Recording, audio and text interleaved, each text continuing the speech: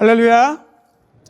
주님을 사모하시는 마음으로 오늘 굉장한 폭소를 뚫고 오신 우리 모든 성도님들을 축복하고 환영합니다. 우리 시간에 좀 다시 한번 옆에 분들을 좀 격려하는 마음으로 이렇게 인사하면 좋겠습니다. 참 잘 오셨습니다. 그리고 수고하셨습니다. 돌아갈 때 조심히 가세요. 네. 하나님께서 저와 여러분들의 발걸음을 오늘도 이 예배의 자리로 인도해 주셨고 또 안전하게 또 집으로 또 돌아가게 하실 줄 믿습니다. 오늘 정말 이 폭소를 뚫고 온 만큼 오늘 이 예배의 자리를 통하여서 다시 한번 하나님의 그 넘치는 은혜가 우리 안에 가득 차기를 기도합니다.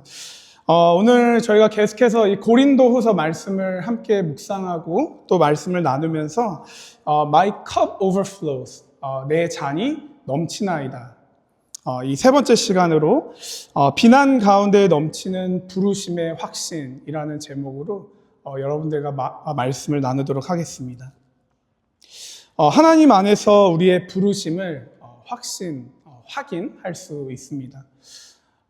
여러분, 하나님께서 저와 여러분들을 주님의 자녀로 또 주님의 백성으로 우리 아까 강성현 전사님께서 기도해 주셨던 것처럼 거룩한 제사장으로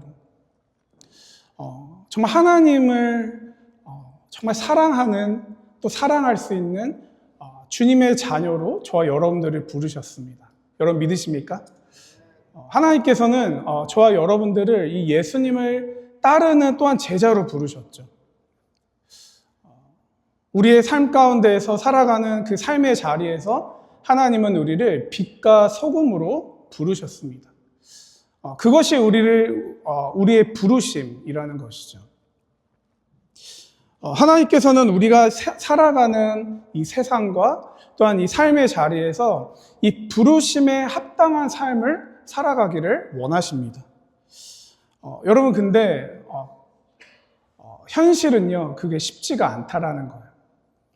우리의 삶 가운데에서 하나님의 자녀된 정말 거룩한 백성, 왕 같은 제사장, 빛과 소금, 정말 예수님의 제자, 이 부르심에 대한 것을 우리는 머리로는 알고 있지만 사실상 우리의 마음 가운데 또한 우리의 삶 가운데 정말 이것을 믿고 또 살아가는 어떤 모습이 없는 것을 보게 됩니다.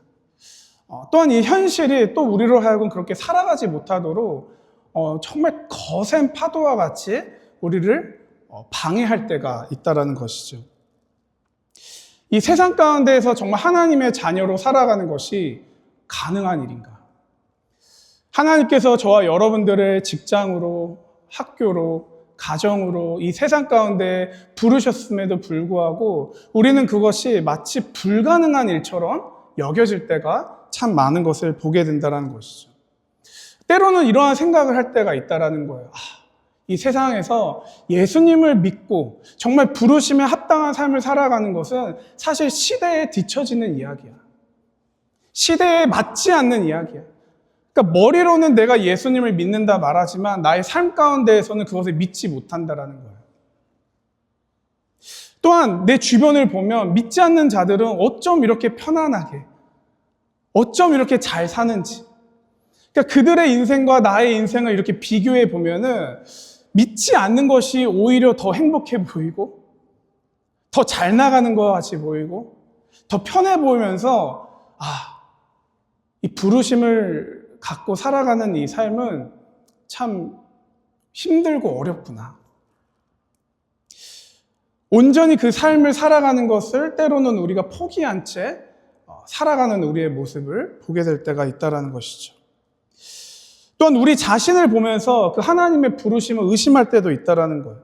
나같이 믿음 없고 연약하고 부족하고 아마 여러분들도 지난 한 주간 정말 이런 갈등 가운데에서 정말 치열한 싸움을 하시면서 살아오신 분들도 계실 것입니다. 그러니까 내 자신을 보면은 나 같은 사람이 어떻게 하나님의 자녀인가? 끊임없이 죄에 넘어지고 끊임없이 반복적으로 넘어지는 나의 모습을 보면서 내 자신조차도 의심하고 하나님 앞에 온전히 내 삶을 내어드리지 못하는 우리의 삶의 모습을 보게 된다라는 것이죠. 여러분 어떠합니까? 여러분 지난 한 주 어떠셨어요? 정말 여러분들의 지난 한 주가 정말 부르심 가운데에서 정말 합당한 삶으로 또한 그 부르심 가운데 믿음의 모습을 가지고 살아오셨습니까? 정말 하루하루 여러분들의 삶 속에서 이 부르심 가운데 승리의 삶을 살고 이곳에 오셨습니까? 안타까운 것은 우리 안에 그렇지 못하는 모습이 더 많다라는 거예요.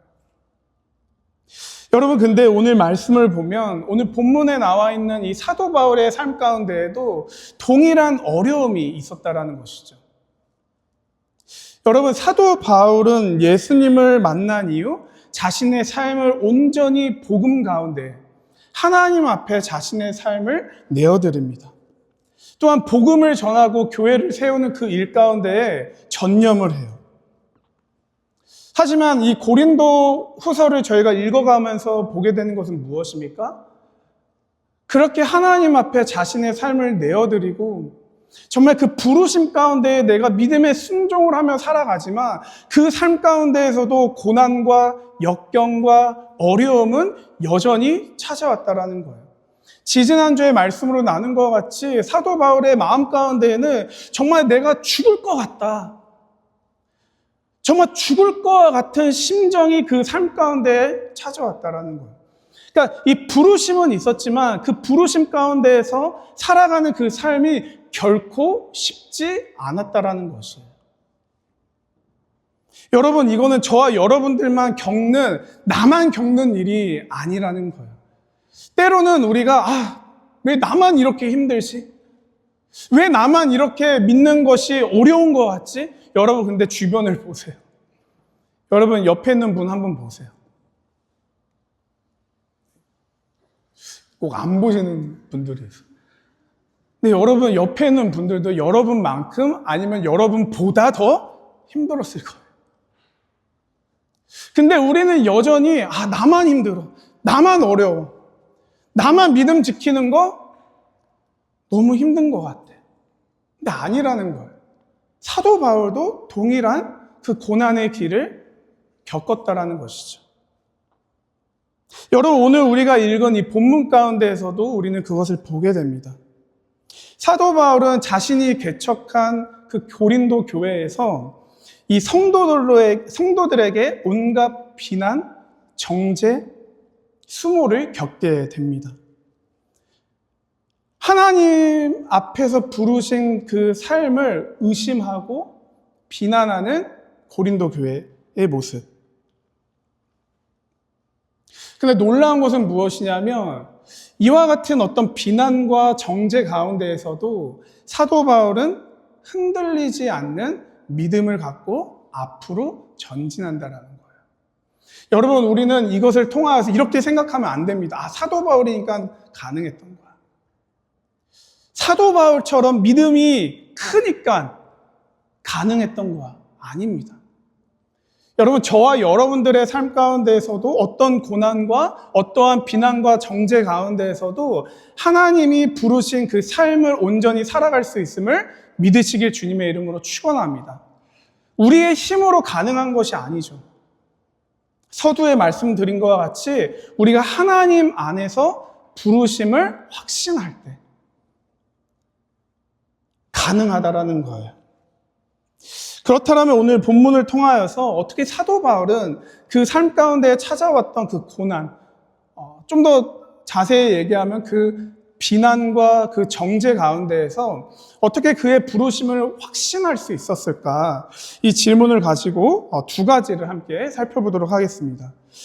첫 번째는 이 세상의 인정이 아닌 하나님의 부르심에 귀 기울여야 한다라는 거예요. 세상의 인정이 아닌 하나님의 부르심에 귀 기울이는 것. 오늘 고린도후서 3장 1절 말씀을 함께 읽어보도록 하겠습니다. 시작.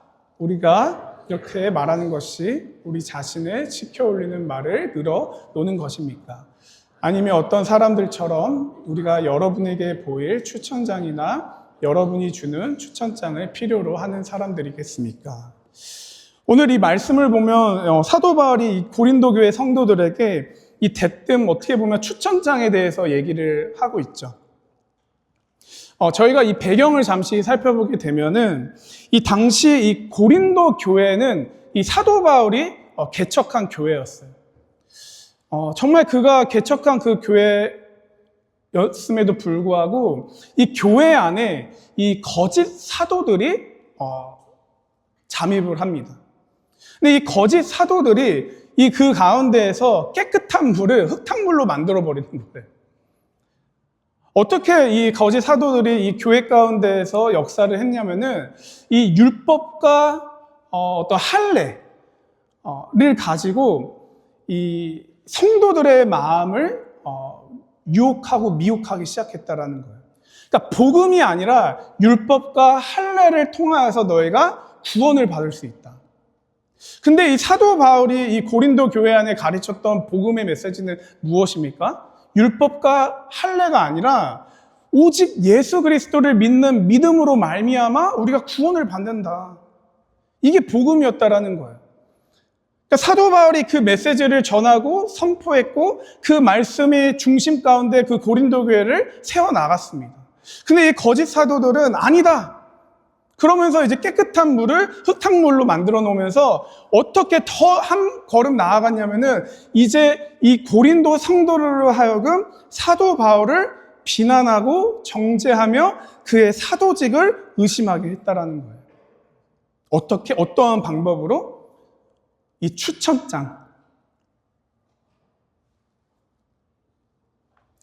이 거짓 교사들이, 이 사도들이 주장했던 것은 무엇인가? 이 당시 1세기 초대교회는 이 사역자를 파송할 때에 어떤 한 지도자를 세울 때 이 예루살렘에 있던 이 지도자들의 추천서가 매우 중요했습니다. 그러니까 이 추천서가 이 한 사람을 어떠한 사람인지를 또한 나타내 주는 거예요. 증명해 주는 거예요. 근데 이 거짓 사도들은 그게 있었어요. 어디서 나는지 모르겠지만 그게 있었어요. 근데 사도 바울은 추천서가 없었어요. 그러니까 이 거짓 사도들이 이렇게 말하는 거예요. 야, 고린도 교회 성도들아, 야, 우리는 이렇게 추천서가 있다. 근데 저기 사도 바울을 봐라. 사도 바울은 그 누구도 이 사람을 추천해주고 증명해줄 추천서가 없다라는 거예요. 그러니까 이 사람의 사도직은 사실상 아무것도 아니다. 이 사람은 자격이 없다. 너희들 앞에서 말씀을 증거하고 복음을 전하고 다 거짓말이다. 근데 고린도 교회 성도들이 이거를 믿은 거죠. 그리고 사도 바울의 이 사도권에 대한 의심을 품기 시작합니다. 그 비난하는 거예요. 정죄하는 거예요. 당신은 우리의 리더가 아닙니다. 가서 추천서를 가지고 오세요. 여러분, 추천서는 매우 중요하죠.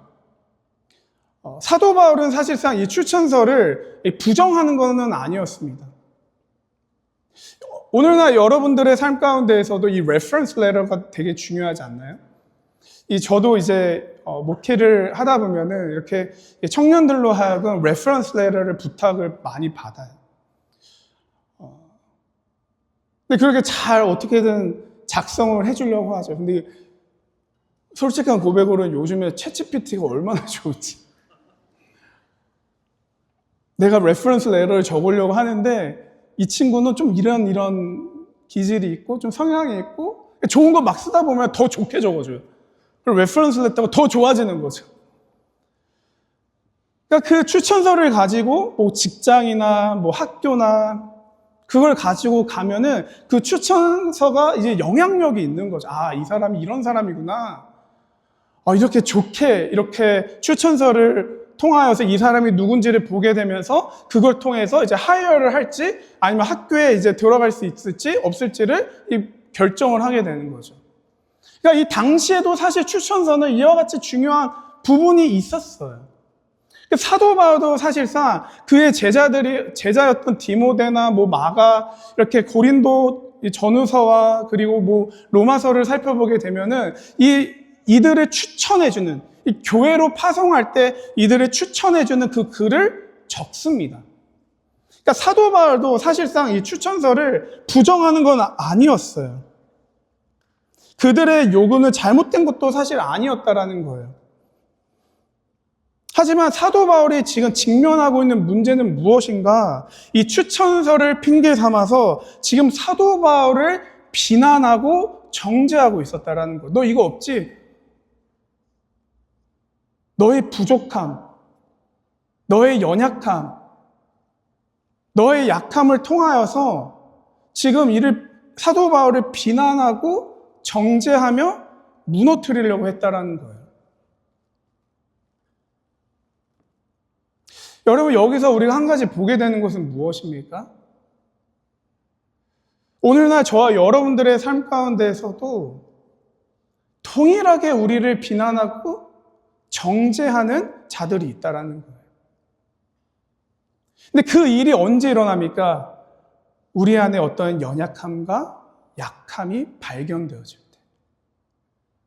그러니까 우리는요, 사실 나의 약함을 드러내는 것을 무서워해요.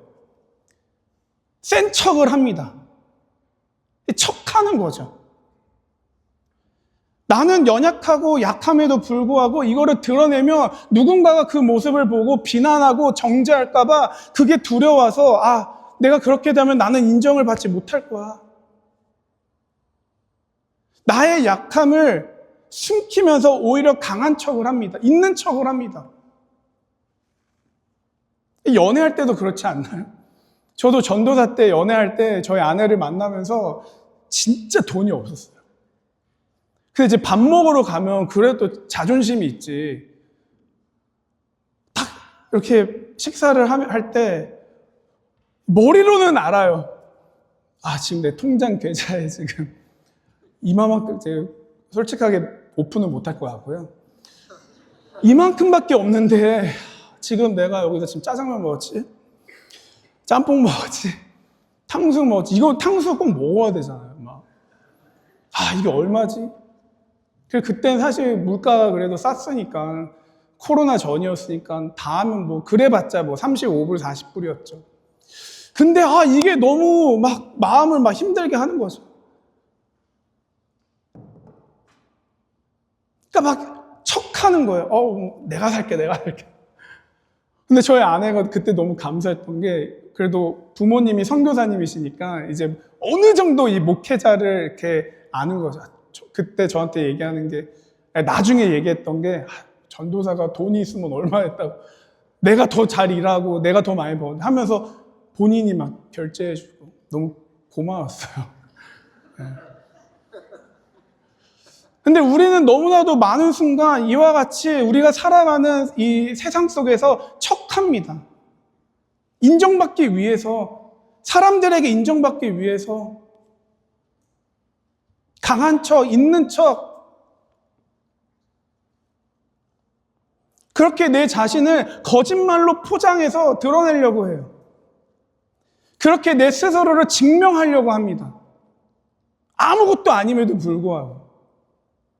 있는 것도 쥐뿔만큼 없으면서 제가 그랬거든요.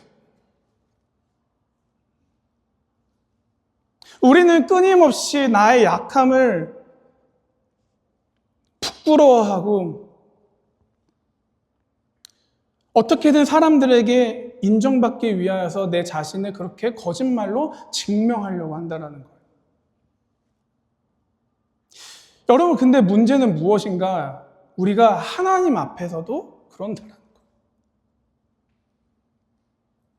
하나님 앞에서조차 내 자신을 온전하게 진실되게 드러내는 것이 아니라 내 자신을 계속해서 감추고 척하면서 하나님 앞에 나아가요.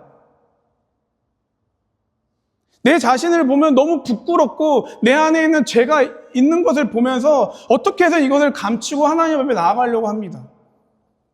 근데 그거를 누가 더 너무나도 잘 아냐? 이 사단이 잘 알아요. 사단은 끊임없이 우리의 삶 가운데 비난하고 정죄합니다. 야, 너 봐봐. 너가 그럼에도 불구하고 너가 어떻게 하나님의 사람이라고 말할 수 있어? 너가 뭐 집 사고 목 사고 너가 그런 타이틀은 있는데 네 삶을 한번 봐봐. 아무도 안 보이는 자리에서 너가 하고 있는 행동들과 너의 생각들과 너의 말을 한번 들여다봐봐. 너 같은 애가 어떻게 하나님의 사람이야?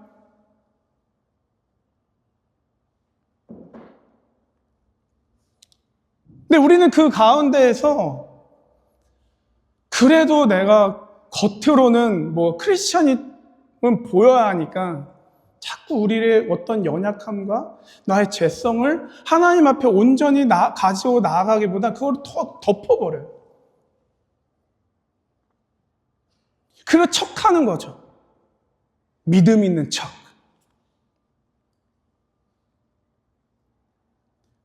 저의 삶을 돌아봐도 그렇거든요.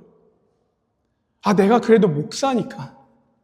성도님들 앞에서 뭐 말씀도 전해야 되고, 기도 인도도 해야 되고, 사회도 봐야 되고, 보여지는 자리에 있다 보니까 나는 내가 어떠한 연약함이 있고, 어떠한 죄의 문제가 있는지도 알매도 불구하고 자꾸 그것을 감추는 거예요. 근데 그걸 하나님 앞에서도 감추는 저의 모습을 발견할 때가 있습니다. 하나님 앞에서조차도 하나님 저 목사예요. 근데 사단은 그 가운데에서 계속해서 우리를 비난하고 정죄합니다. 거봐, 너는 안 돼.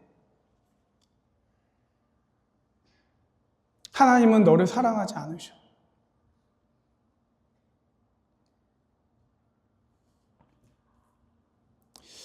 하나님께서 저와 여러분들의 삶에 부르심을 주셨어요. 하나님의 자녀됨, 하나님의 백성됨, 예수 그리스도를 따르는 제자로서, 빛과 소금으로서 우리를 부르셨습니다. 근데 그럼에도 불구하고 우리의 삶에는 여전히 연약함이 있어요. 근데 그 연약함 가운데에서 사단은 우리를 비난하고 정죄하지만 여러분, 저와 여러분들이 그 비난과 정죄 가운데에서도 부르심대로 살아갈 수 있어야 함을 믿으시길 바랍니다. 자꾸 나를 감추고 속이고 그게 아니라 정말 하나님께서 나를 부르셨음에도 불구하고 나는 연약해. 나는 부족해. 근데 그 가운데에서 우리가 넘어지고 쓰러진 채 있는 것이 아니라 부르신 그 하나님을 바라보며 나아가야 한다는 거예요.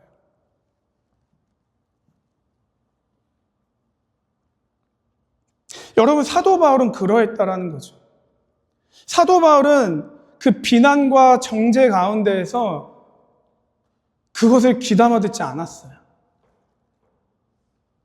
오히려 하나님께서 자신을 부르신 그 부르심을 귀 기울입니다. 고린도후서 3장 5절에 이렇게 말하죠. 우리 함께 읽어볼까요? 시작. 우리가 이런 일을 할 수 있는 자격이 우리에게서 났다고 생각하지 않습니다.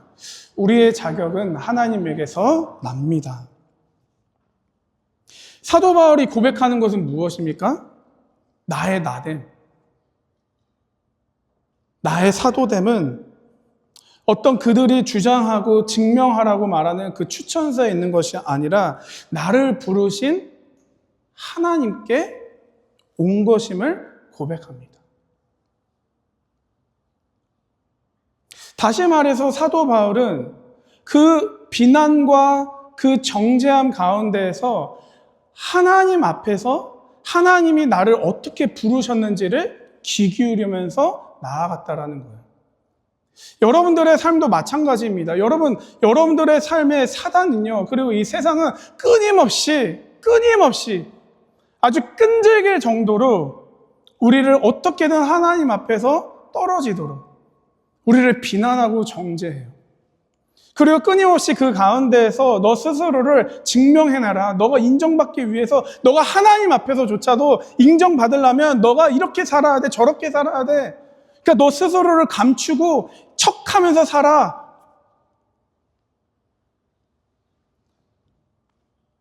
근데 우리가 그 가운데에서 우리가 붙잡고 우리가 들어야 하는 음성은 무엇인가? 하나님의 부르심이라는 거예요. 나 같은 죄인을 부르신, 나 같은 죄인을 사랑하신 그 하나님의 음성을 들으시길 주님의 이름으로 축원합니다. 여러분, 그래서요, 우리는요, 우리의 삶 가운데에서 몇 가지 소리를 뮤트시켜야 돼요. 여러분, 그렇잖아요. 여러분들의 삶에 정말 이 쓸데없는 쓸데없는 사람이 아니라 쓸데없는 소리 하는 사람들 있잖아요. 그렇죠? 덕이 안 되는 말을 하는 사람들 있잖아요. 막 듣다가도 내가 이거 왜 듣고 있지? 여러분, 그때 우리가 어떻게 합니까? 뮤트하는 거예요. 그러니까 저와 여러분들의 삶에도 지금도 여전히 우리가 뮤트해야 하는 소리들이 있다라는 거예요. 세상의 소리입니까? 사단의 정죄함입니까? 내 안에 끊임없이 올라오는 또한 나를 비난하고 정죄하는 또한 다른 사람들의 목소리입니까?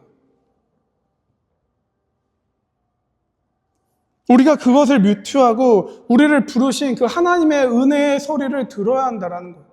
날마다 하나님의 그 부르심 앞에 우리의 귀를 쫑긋 열어서 그 부르심을 들어야 한다는 거예요.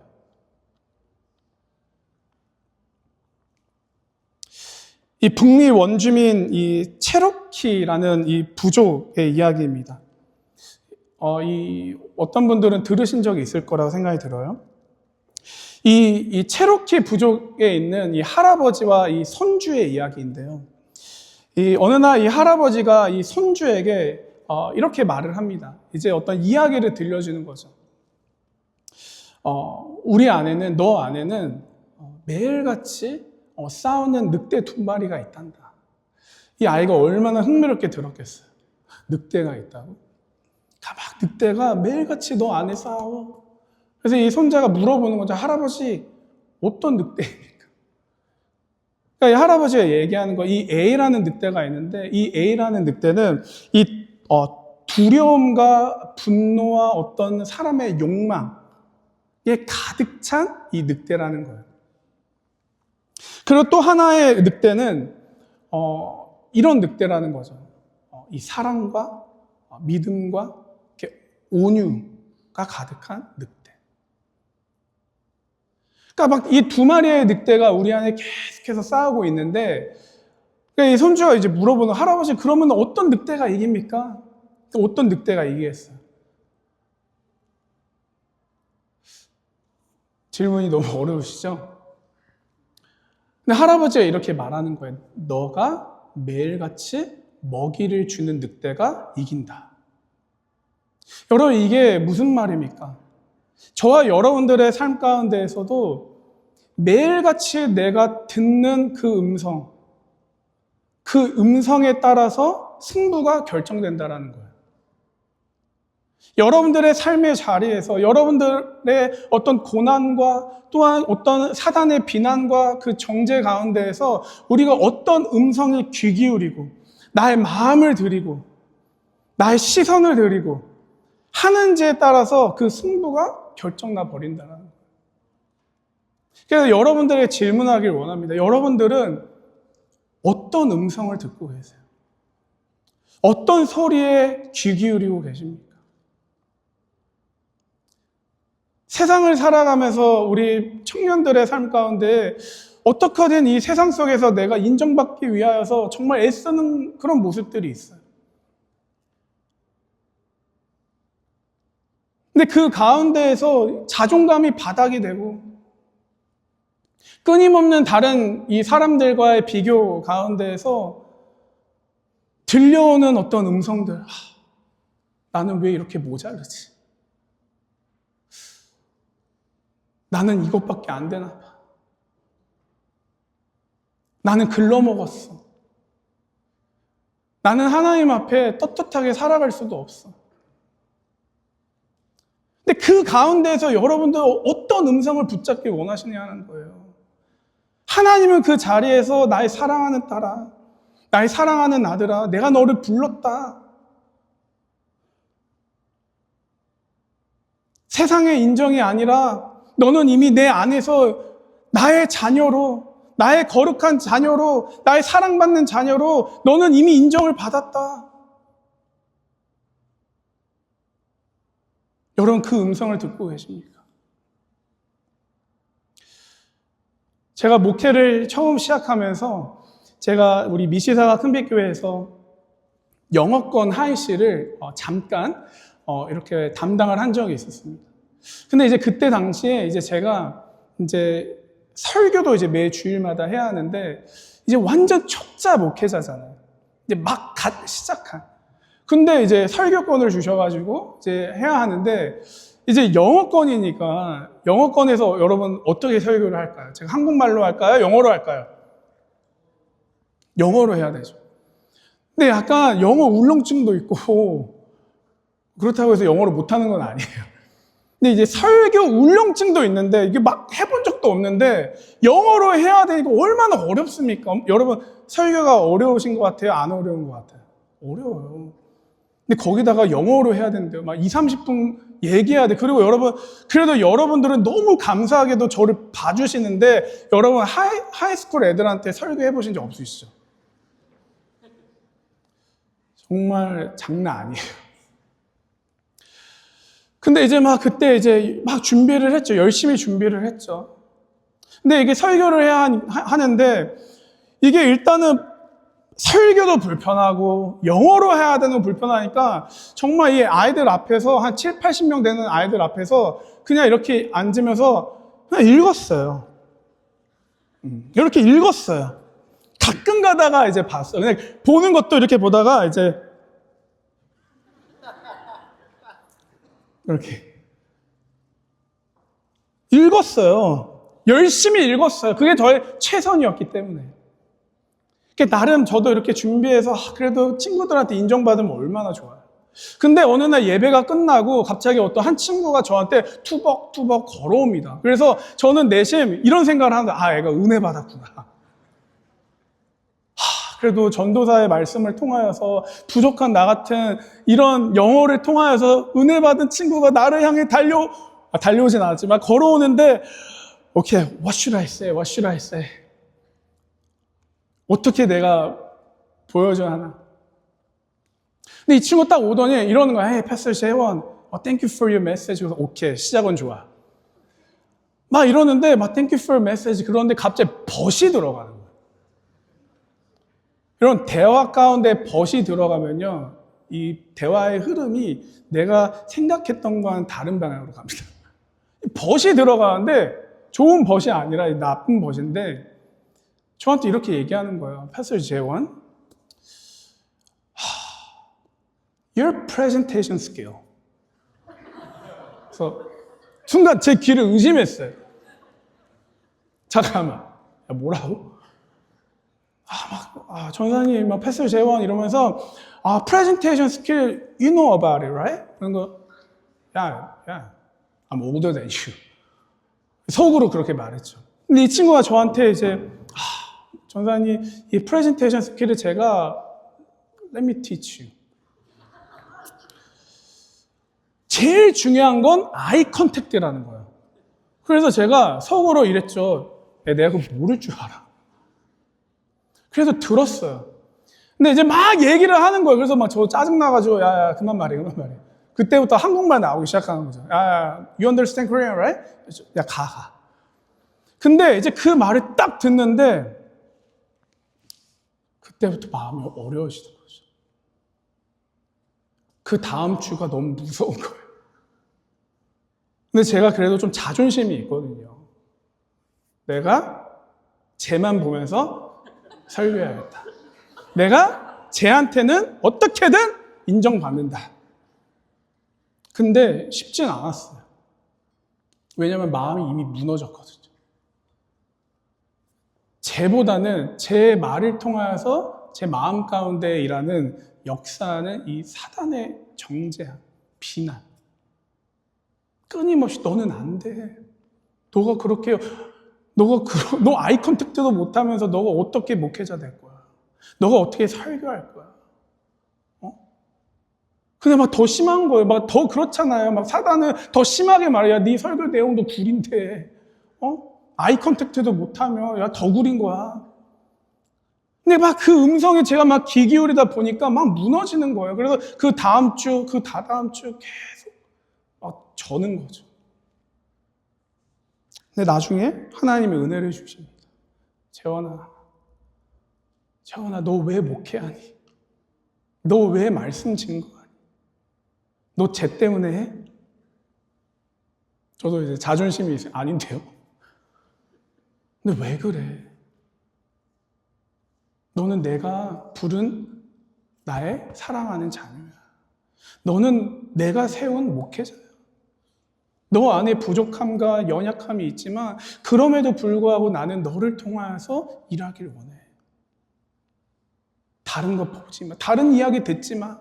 너는 내 안에서 너의 부르심을 확신하고 그 부르심 가운데 그냥 앞으로 전진만 해. 근데 그 음성을 듣기 시작하다 보니까 제 마음이 커지기 시작하는 거예요. 그 친구 제가 안 봤거든요, 사실. 예배 끝나도 인사도 안 했어요. 근데 그 음성 앞에 저의 마음을 하나님께서 만져 주다 보니까 오히려 더 제 마음을 하나님께서 부드럽게 만져주시면서 여전히 스크립트는 보고 있지만 그래도 조금씩 그리고 그 친구를 향한 마음도 열어주시더라고요. 그러니까 우리가 어떠한 음성을 듣는지가 너무 중요하다는 거예요. 여러분들의 삶의 자리에서, 여러분들의 직장에서 여러분들 막 짜증나게 하는 사람도 있잖아요. 근데 그것을 통해서 일하는 사단이 있잖아요. 교회에서도 마찬가지잖아요. 우리 목자들, 목녀들 어떠합니까? 어떤 목원이 툭 던진 말에 막 마음이 무너져 버리는 분들도 있어요. 근데 우리가 그 가운데에서 그걸 통해서 나의 부르심을 막 의심하고 흔들리는 것이 아니라 나를 부르신 그 하나님의 음성을 듣고 믿음으로 전진하시는 저와 여러분들이 되기를 주님의 이름으로 축원합니다.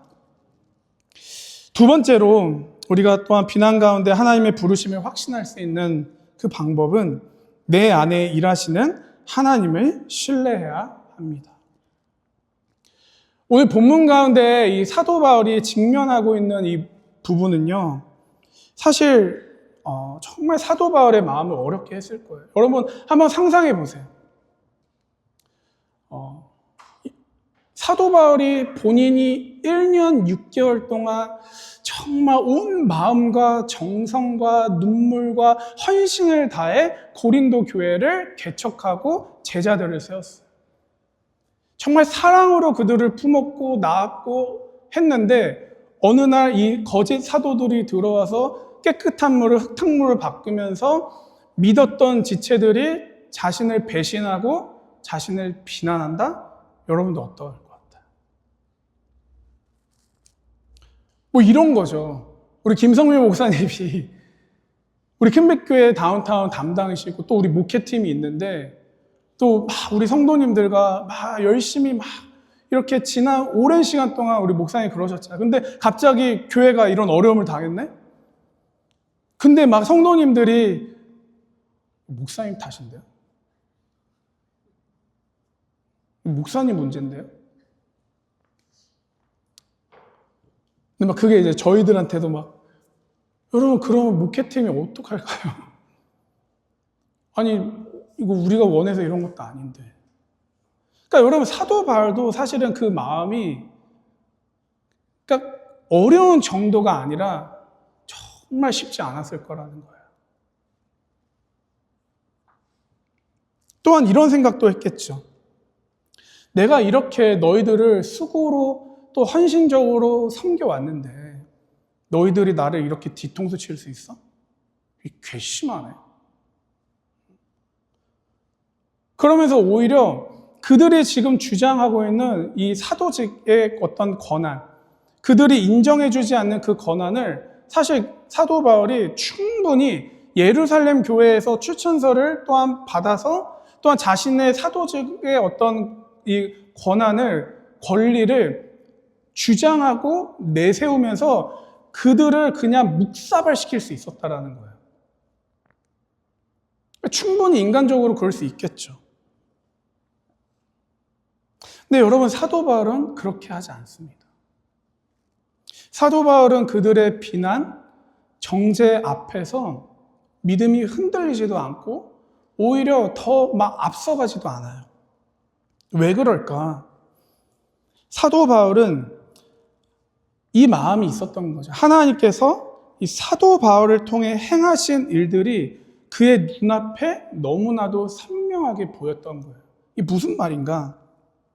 여러분, 사도 바울이 전한 이 복음으로 말미암아 이 고린도 도시 안에 놀라운 일이 일어난 거죠. 그 복음으로 말미암아 믿지 않았던 자들이 예수님을 믿게 됐고, 그 믿음 안에서 교회가 세워지고 예수님의 제자들이 세워지기 시작했어요. 그러니까 지금 눈앞에 막 이들이 자신을 비난하고 막 정죄하고 있음에도 불구하고 사도 바울이 보았던 건 무엇이냐면, 이들의 삶 가운데 역사하신, 그리고 지금 연약하고 부족한 모습이 있음에도 불구하고 이들 안에 일하고 계시는 하나님의 모습을 보았던 거예요. 그들의 삶에 찾아온 변화들, 복음으로 말미암아 찾아온 변화들. 그래서 사도 바울은 고린도후서 3장 2절부터 3절을 이렇게 말하죠. 함께 읽어보겠습니다. 시작. 여러분이야말로 우리를 참거하여 주는 추천장입니다. 그것은 우리 마음에 적혀 있습니다. 모든 사람이 그것을 알고 읽습니다. 여러분은 분명히 그리스도께서 쓰신 편지입니다. 우리는 그것을 작성하는 데 봉사하였습니다. 그것은 먹물로 쓴 것이 아니라 살아계신 하나님의 영으로 쓴 것이요, 돌판에 쓴 것이 아니라 가슴판에 쓴 것입니다. 지금 사도 바울이 지금 무엇을 말하고 있는 것입니까? 지금 사도 바울에게 가서 추천장 가져와. 너를 증명할 만한 그 추천을 가져오면 내가 너를 인정해 줄게. 근데 거기서 사도 바울이 이렇게 말하는 거예요. 너희가 나의 추천장 아니냐. 무엇을 말해주고 있냐면, 너희의 삶에 복음으로 말미암아 변화된 그 삶이 지금 내가 하나님의 사람임을 증명하고 있다.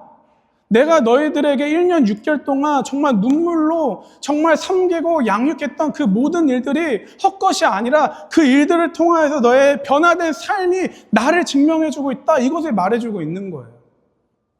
그러니까 사도 바울은 지금 복음으로 말미암아 변화된 그들의 삶, 그 삶을 통하여서 자신의 부르심 또한 확신하고 있는 거예요. 그러니까 그들의 삶 가운데 일하시고 나를 통해 일하신 그 하나님을 신뢰하고 있는 거죠. 지금 눈앞에는 이들은 지금 나를 공격하고 있고 비난하고 있지만 하나님은 그럼에도 불구하고 이들의 삶 가운데 일하셨다. 나를 통하여서 하나님은 복음을 흘러보내게 하셨다. 그것을 보고 부르심을 확신하고 있었다라는 거예요. 여러분, 저와 여러분들의 삶 가운데 어떻게 하나님의 부르심, 내가 하나님의 자녀로서 부르심 받았다는 걸 확신할 수 있습니까? 내 안에 여전히 연약함이 있고 내 안에 여전히 반복적으로 쓰러지고 내가 봐도 나는 아닌 것 같은데 어떻게 이런 가운데에서 우리가 우리의 부르심을 확신할 수 있냐는 거예요. 어떻게 확신할 수 있습니까? 저와 여러분들 안에 부인할 수 없는 변화된 그 삶, 부인할 수 없는 하나님을 향한 우리의 사랑, 부인할 수 없는 내 삶에 남은 그 십자가의 흔적들, 우리 안에 여전히 넘어지고 쓰러지고 세상의 조롱과 비난과 정죄가 우리 안에 찾아올지라도 나의 부르심을, 나의 믿음을 흔들지라도 우리가 그 가운데에서 나아갈 수 있는 이유는 그럼에도 불구하고 내 안에 하나님이 찾아와 주셨고 나의 마음을 변화시켜 주셨고 내 안에 여전히 연약하고 쓰러지지만 그럼에도 불구하고 하나님을 향한 마음을 내 안에 심겨주셨음을 보는 거예요.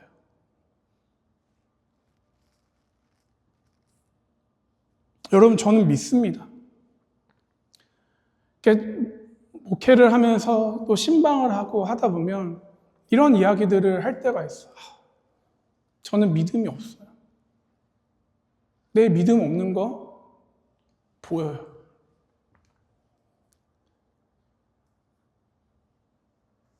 근데 그 가운데에서 또 우리가 보게 되는 것은 무엇이냐면 막 얘기를 하다 보면 그 말 가운데 나는 믿음이 없다라고 말은 하고 있지만 여전히 하나님을 향한 마음이 있는 거예요. 그게 없으면 사실 뭐 만나지도 않겠죠.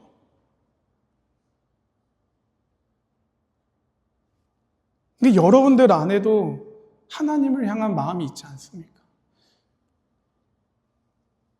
우리 안에 변화된 모습들이 있지 않습니까?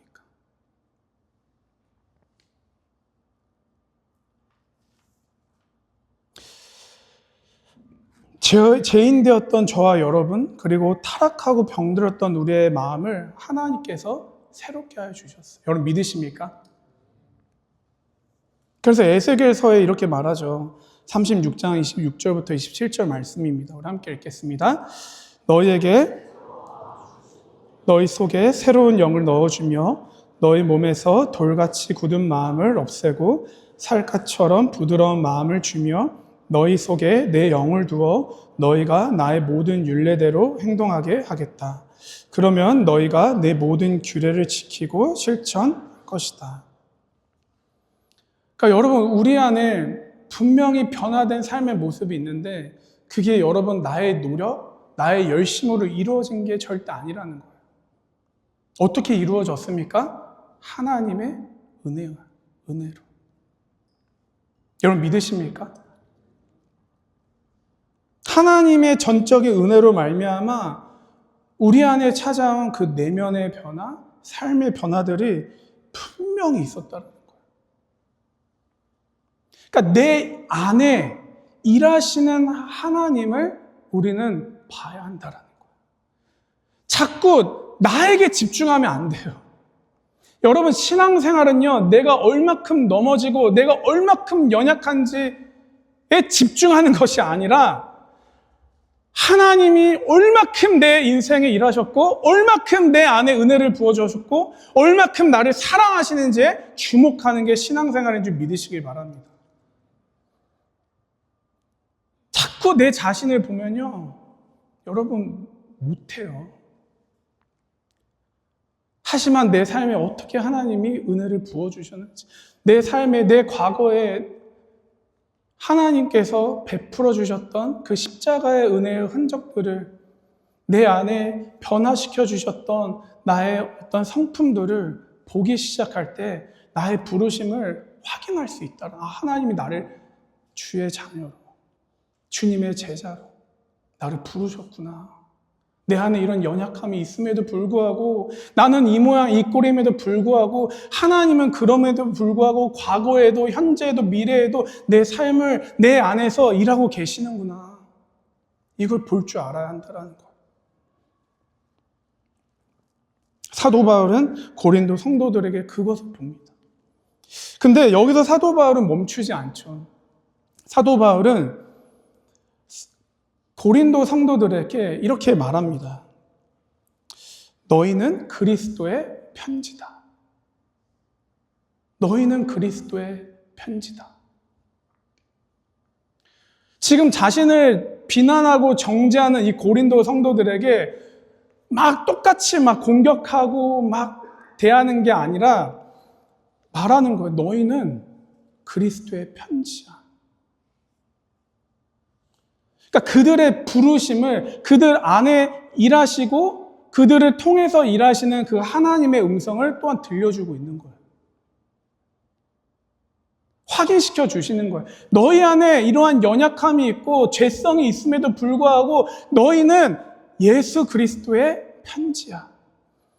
하나님께서 너희들의 삶 가운데에서 복음을 통하여서 너희들의 삶을 변화시켜 주셨고, 너희들 안에 이러한 부족함과 연약함이 있을지라도 하나님은 반드시 너희들을 예수 그리스도의 편지로 이 세상 가운데 보내셨어 라고 말씀하고 있다는 거예요. 사랑하는 성도 여러분, 저와 여러분 또한 예수 그리스도의 편지로 이 세상 가운데 부르심을 받았음을 믿으시길 주님의 이름으로 축원합니다. No matter what, 여러분들이 얼마나 형편이 없을지라도요, 지금 내 자신을 거울을 통해서 봤을 때 아무리 내가 연약하고 형편없을지라도 하나님은 우리를 볼 때 너는 그리스도의 편지야. 재원아, 자꾸 너의 연약함을 보는 것이 아니라 십자가를 통하여서 너 삶에 내가 변화시켜준 너의 삶, 너의 가치, 너의 마음, 그 성령의 능력을 바라보면서 너를 지금도 그리스도의 편지를 부르고 있는 나의 음성에 귀 기울여. 자꾸 너에게 집중하지 마.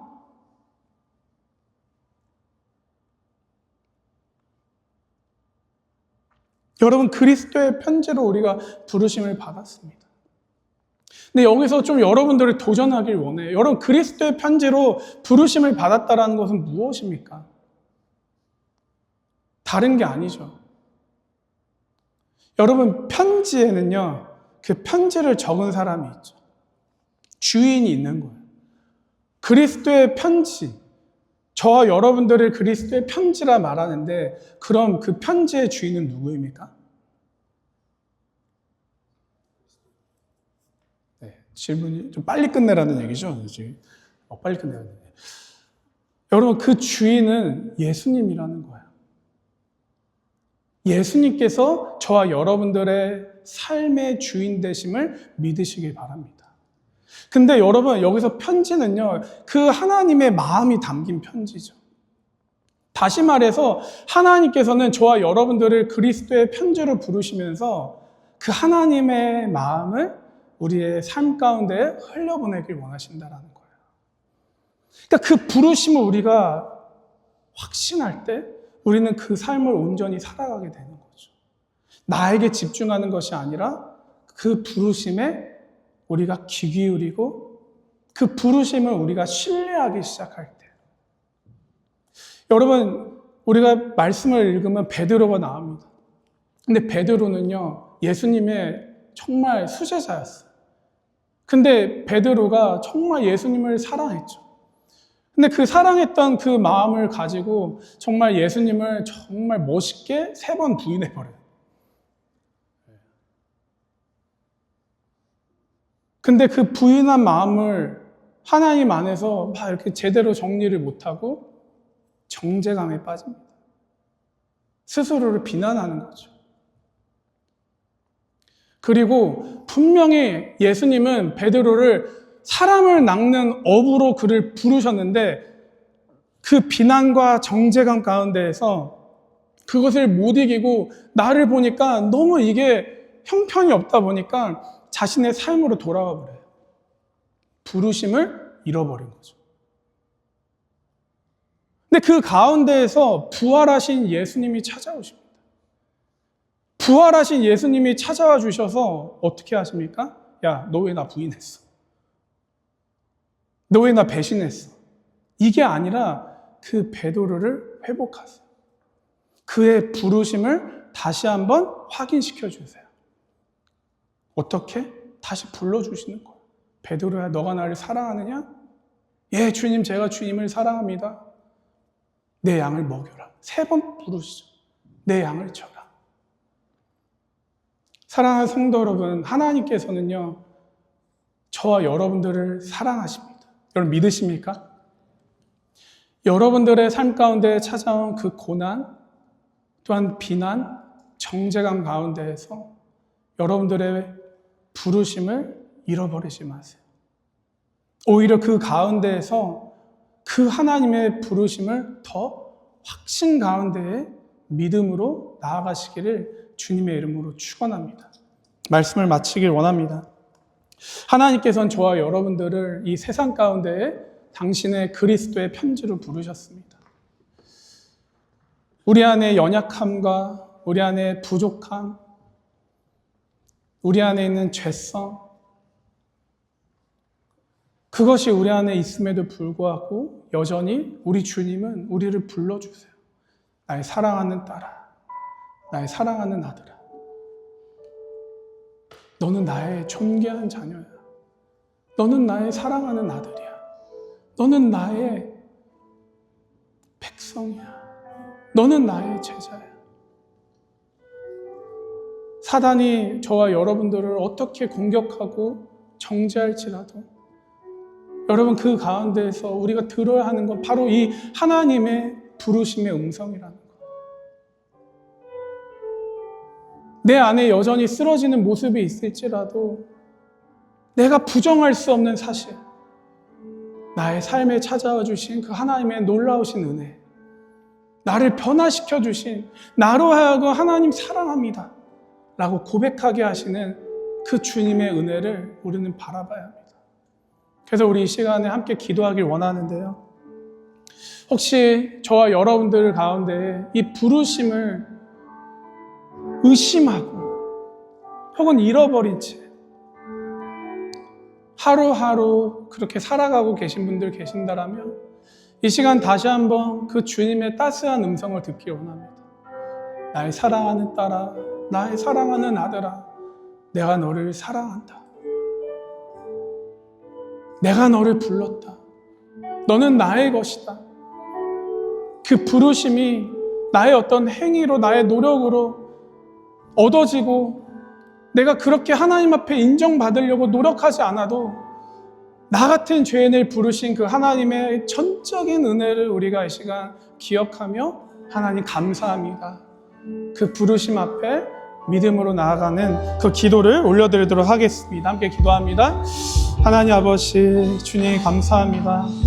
아버지 하나님, 주님, 아버지, 주님의 놀라우신 그 은혜, 하나님의 사랑, 아버지 하나님 이 시간, 주님, 이 시간 주님 한번 바라보며 나아갑니다. 주여, 아버지 우리를 부르신 주님, 아버지 우리가 그 주님의 부르심에 우리가 귀 기울이길 원합니다. 세상의 그 정죄와 비난에 귀 기울이는 것이 아니라 아버지 하나님 나를 사랑하시고 나를 부르신 그 하나님의 그 은혜에 아버지 우리가 귀 기울일 수 있도록 아버지 하나님 우리 가운데 함께하여 주시옵소서. 주님 아버지, 주님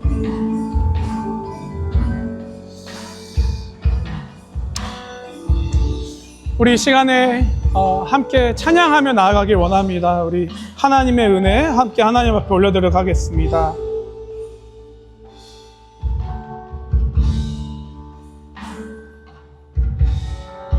나를 지으신 이가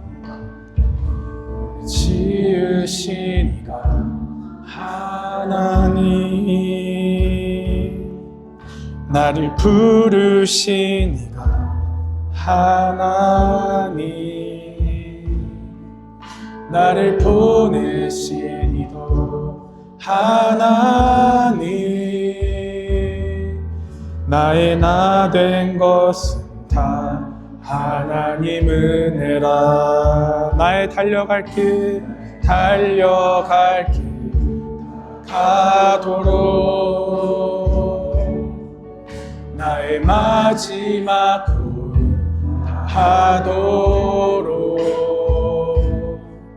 나로 그 십자가 품게 하시니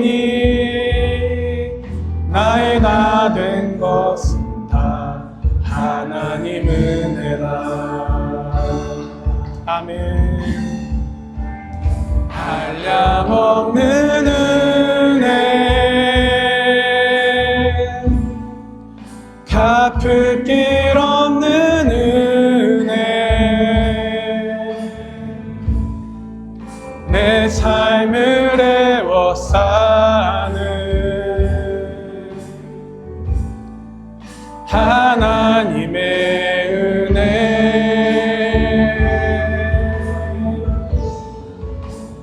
주저함 없이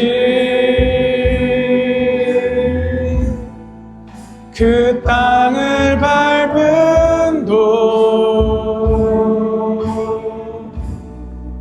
나를 붙드시는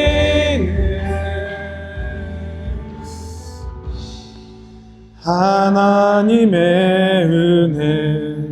아멘. 아멘. 우리 이 시간에 봉헌 기도자 나오실 때까지 한 번 더 기도하길 원합니다. 이 찬양의 고백을 다시 한번 기억하면서 우리를 부르신 이가 하나님 되심을 다시 한번 기억하며 나를 집중하는 것이 아니라 나의 어떤 연약함, 나의 부족함, 그것을 바라보는 것이 아니라 그런 나를 부르시고 그런 나를 통하여 일하시는, 나를 그리스도의 편지로 이 세상 가운데 사용하시는 그 주님 앞에 하나님 다시 한번 나의 삶을 드리길 원합니다. 주님, 나의 삶을 통하여서 하나님 영광 받아주시고 나의 삶의 모든 영역 가운데에서 정말 그리스도의 향기와 정말 그리스도의 그 사랑과 마음이 흘러갈 수 있도록 하나님 나를 사용하여 주시옵소서. 이 시간 함께 기도하도록 하겠습니다. 하나님 아버지, 주님 그렇습니다. 아버지 하나님 감사합니다. 주님